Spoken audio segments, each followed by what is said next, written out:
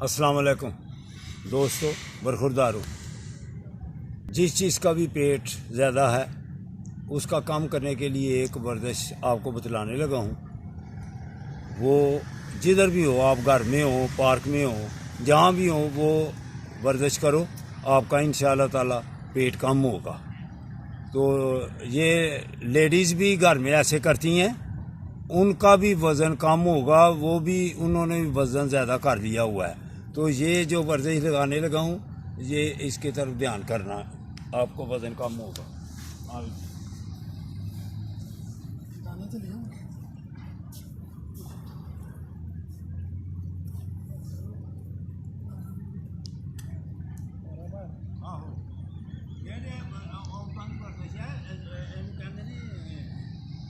चौधरी चार ते घर है, औरतां काम करने छड़ दिते ने।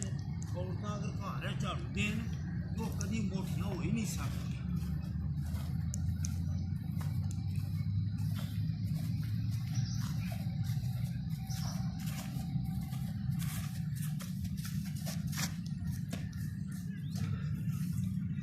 अस्सलाम वालेकुम।